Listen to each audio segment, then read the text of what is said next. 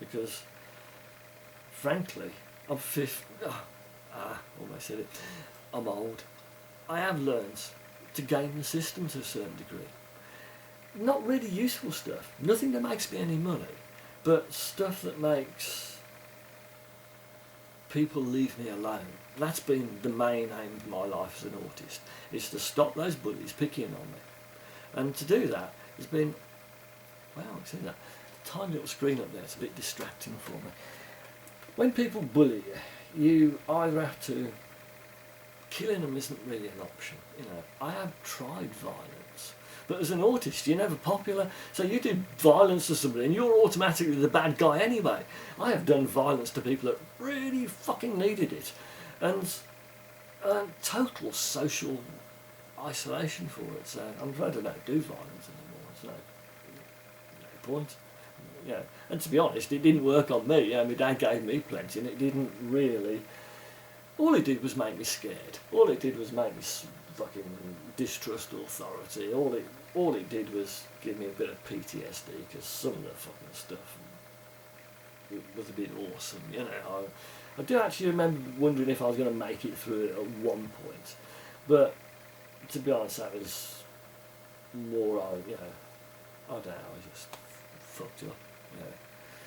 If people don't like you and they keep hitting you, after a while it gets almost as annoying as carrying autism. I'm honestly surprised that I haven't actually turned out. I can express rage and I can feel it there, but I still don't want to hurt anybody. You know, I want a better solution for it. And I was rather open, you know, that when I made the big step of going to the NHS and saying, excuse me NHS, could you tell me what's wrong with me? That they'd oblige. And hopefully within 3 months, but no, they don't even do that. Back to the computers anyway. Wednesday comes along and it's even fucking worse. There are no computers anywhere virtually for any of the teams. I think we managed 5 between like a team of 20 blokes, you know, it's ridiculous. Thursday, well, you know what's going to happen, don't you? So I spend all night Wednesday night worrying and thinking about this. And so Thursday night, there was all 20 of us in a room, and we've got the boss, and we've got the senior, you know, the big boss, and we've got the senior network engineer, and we've got the hardware manager who should know where all the computers are. And we've got everybody in this fucking room.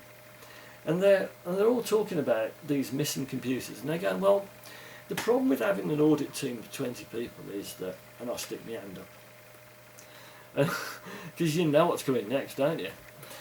And they look at me and they go, yeah. I say, well, surely, if there's supposed to be 1,400 computers there, and we've got these lists here with these IP addresses in there. Every time somebody comes in the morning, they log on to their computer.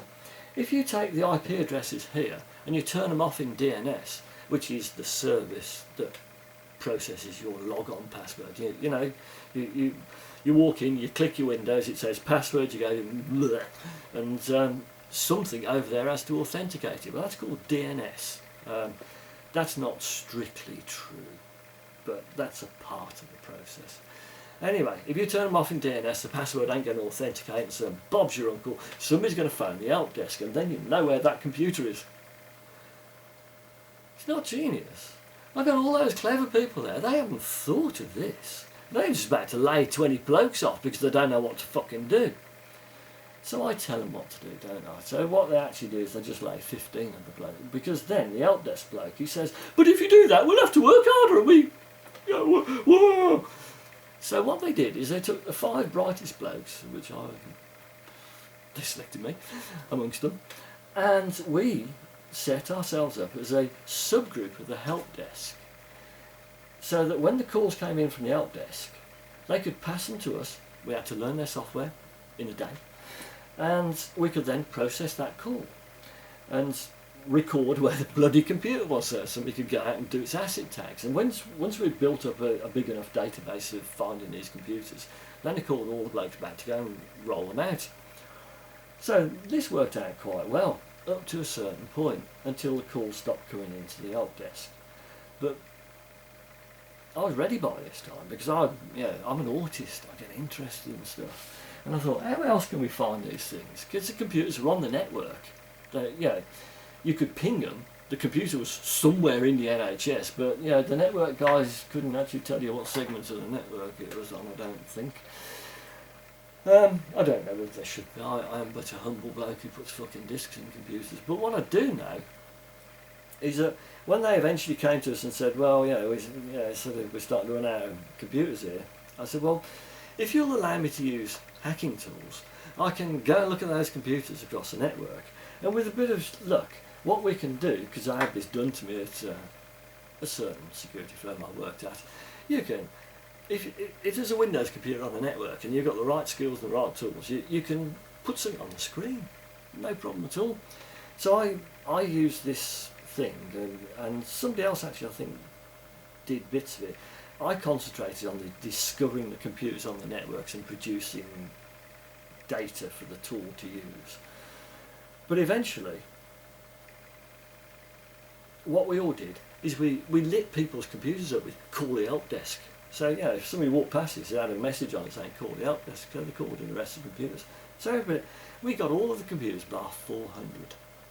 There were 400 computers missing. I don't know what happened to them. I do know that the hardware bloke, he always used to look daggers at me because I had said, who the fuck audits these things without realising I'm not political, you see. And he used to look daggers at me. And then, when my boss got went on holiday skiing, or whatever it was he was, I got put under the hardware guy. I was prepared to be good as gold. I didn't mind him looking daggers at me. I'm a contractor, in political shit doesn't matter, you're just there to do a job. I was doing it, I managed to keep the contract going, I kept myself in work, I was winning. Unfortunately, him and his associate had a loud conversation about sacking contractors in front of him. And you could just, when something snide, it's snide, isn't it? And then they presented me with a list of sites on the first day to go and visit. And I looked at these and I said, I'm really sorry, but I don't think I'm going to be able to do all these. And he said, you're telling me you're not going to do that? He starts jumping down my throat. I said, no. The fact of the matter is, it's snowing outside. I'm the only one of my team that's actually managed to make my way into the building. The conditions outside are fairly poor, and I know that to visit 3 sites under these conditions, it's going to take me the available time, and that's if it goes right. If I have difficulty locating the machines or accessing the right people, blah blah blah, as we have had, then I'm not going to hit it. But even so, it's a bit ambitious, even if things were perfect. Well, they didn't like that very much, but I went out. I did as much work as I could. That's great.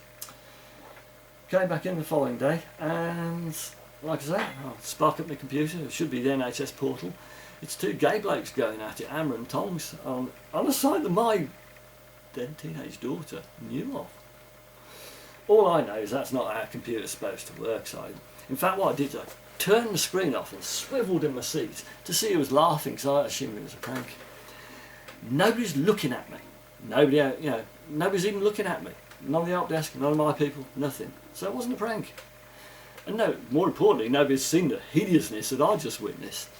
So I thought to myself, what do I do now? Well, of course you go and see network security bloke, so I go and see network security bloke. As it happens, my so-called boss, the hardware, he was away that day. He was at home dealing with a virus outbreak on the network or something, which is another reason I saw that, because I thought I got it. Later that evening, I was told not to go back, that the client didn't want me back, take everything away from the sites. I was finished. I'd got, I think it was 3 weeks left to run on my latest extension. They kept me continuously, because I did shit. And I suffered a psychological injury because I've never fucking worked in IT again. Because 1, the employment agency wouldn't have me. 2, because I'd had to have an umbrella company. The NHS, the umbrella company, and the employment agency, none of them would deal with me, accept responsibility. It was just... And more importantly, I never got offered work again from the IT company. I don't know what I did wrong, apart from being myself.